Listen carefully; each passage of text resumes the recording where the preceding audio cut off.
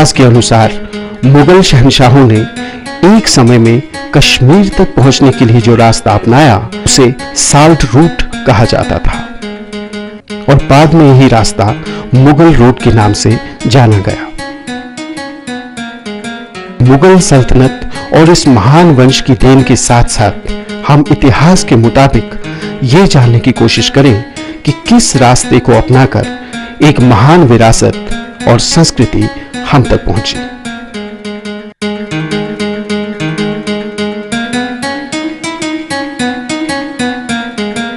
सन 1586 में इस इलाके की देखरेख एक स्थानीय जागीरदार या सरदार बहरम नायक के हाथ में थी।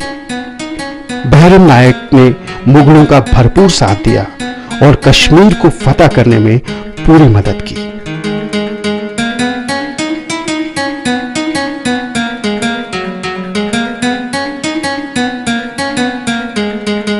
सन 1587 ईस्वी में बादशाह अकबर ने कश्मीर जाते हुए इसी रास्ते को अपनाया और बहरम नायक को इस रास्ते का सरदार घोषित किया।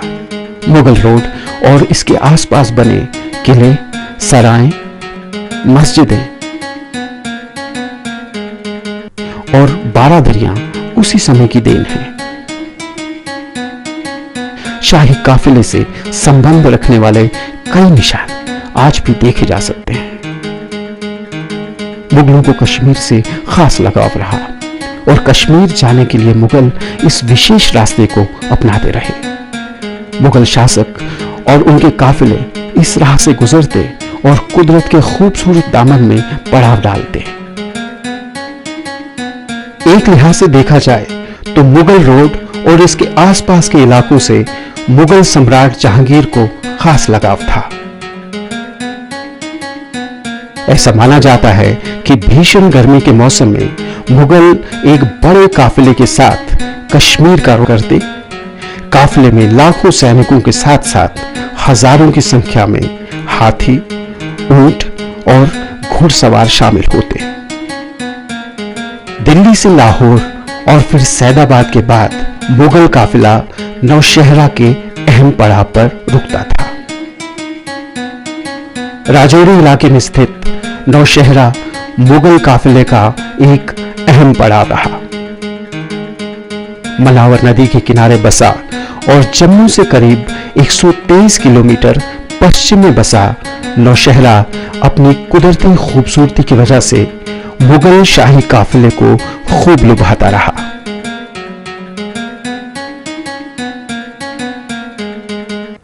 आज भी यहां का नूर महल, सराय, हमाम या स्नानागार के साथ साथ एक मस्जिद उस दौर की कहानी सुनाते नजर आते हैं।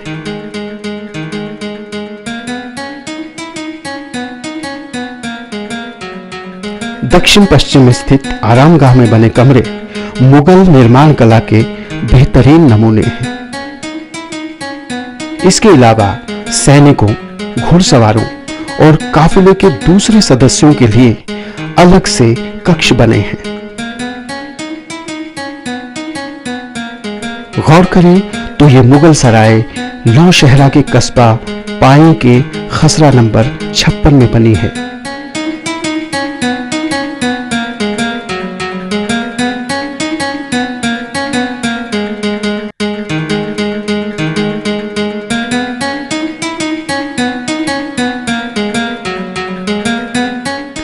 बारीकी से तराशे गए पत्थरों से बना ये शाही भवन हालांकि आज अनदेखी और सही देखरेख न होने की वजह से खस्ता हाल है।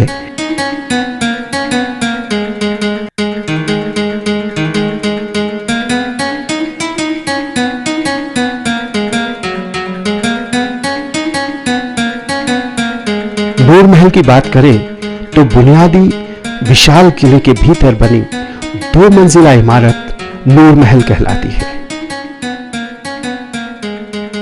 कहा जाता है कि उस दौर में नूर महल शाही रिहाइश का या विश्राम स्थल के तौर पर प्रयोग में लाई जाती थी।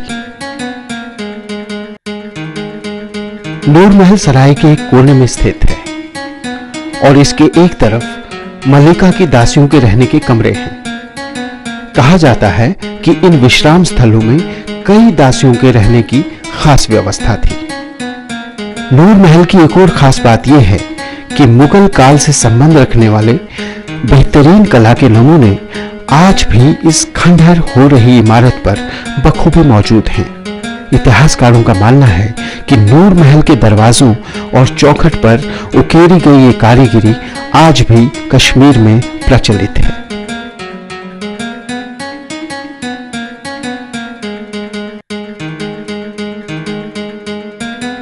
कमरे की दीवारों पर अंकित फूल, पत्तियां और चित्र उस समय की मुगल कला के रुझान को उजागर करते हैं।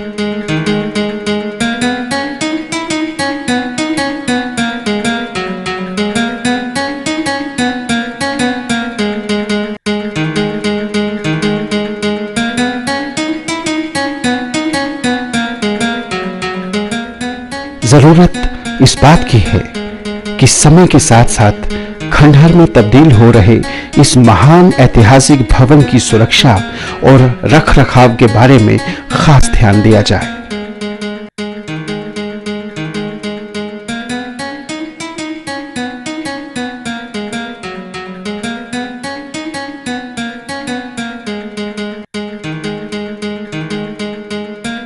सराय का पूर्वी हिस्सा नदी किनारे तक फैला है। किसी जमाने में यहां शाही हमाम या स्नान घर के साथ साथ नदी तक चली सीढ़ियों का इस्तेमाल मल्लिका नूरजहां करती थी।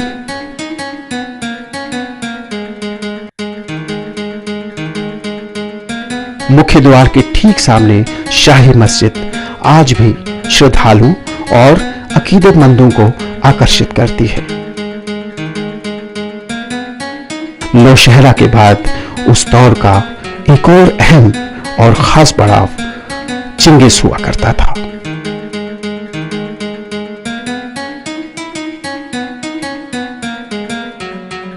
मुगल भवन निर्माण कला या आर्किटेक्चर के एक नायाब नमूने के रूप में चिंगिस सराय सतह समंदर से करीब 2000 फुट की ऊंचाई पर वाक़ा है।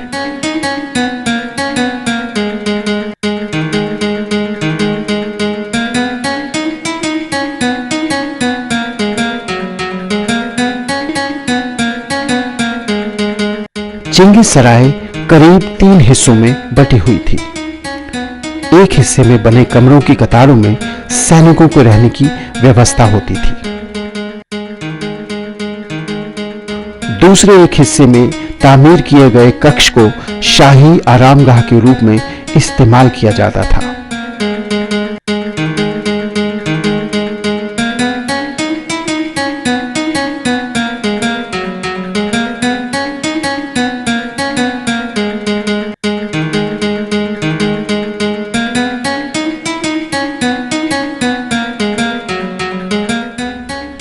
भवन में नूरजहां और जहांगीर के रहने की व्यवस्था थी। खास बात यह है कि उस दौर की शान शौकत को बयां करती इस इमारत को अब सुरक्षित रखने के प्रयास किए जा रहे हैं।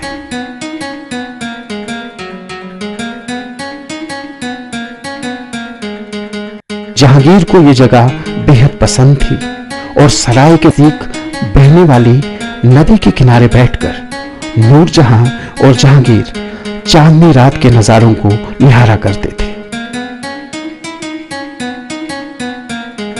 कश्मीर से वापसी के दौरान जब मुगल शहंशाह जहांगीर की मृत्यु हो गई तो उसके बेटों में सत्ता हासिल करने के युद्ध को टालने और विद्रोह न होने देने के इरादे से मल्लिका नूरजहां ने जहांगीर की मौत की खबर को दबा दिया।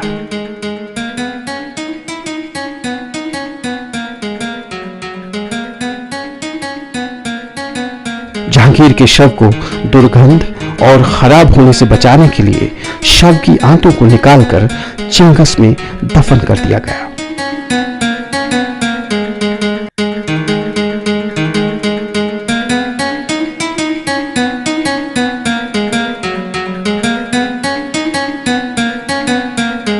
और इस तरह से खानपुर कहे जाने वाले गांव का नाम चिंगस हो गया, जिसका फारसी में अर्थ आंते होता है।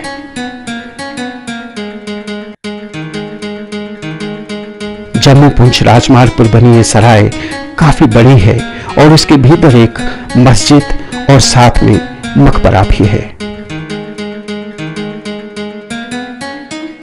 शाही मकबरे को अकीदत की नजर से देखा जाता है और श्रद्धालु आज भी बड़ी संख्या में यहां आते हैं।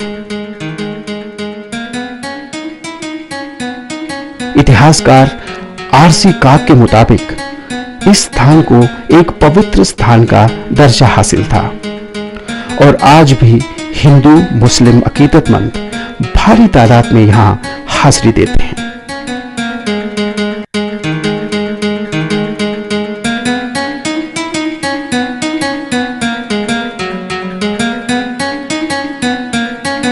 कुल मिलाकर चिंगस पुराने समय से ही एक खास ऐतिहासिक पहचान रखता है और ये पहचान आज भी कायम है।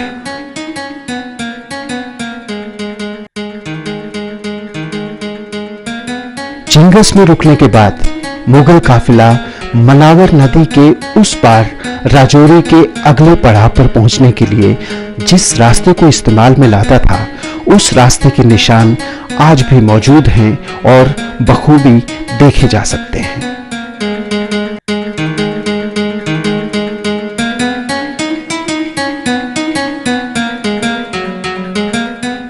मुगल काफिला चिंगस के बाद जिस पड़ाव पर रुकता उसे राजौरी पड़ाव कहा जाता था।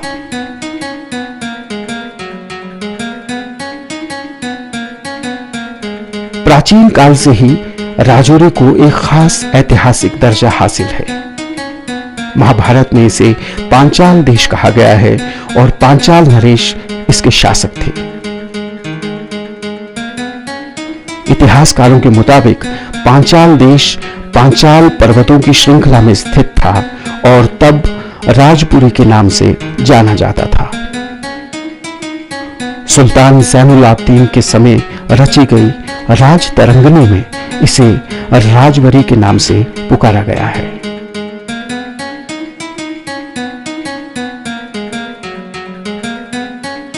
तारीख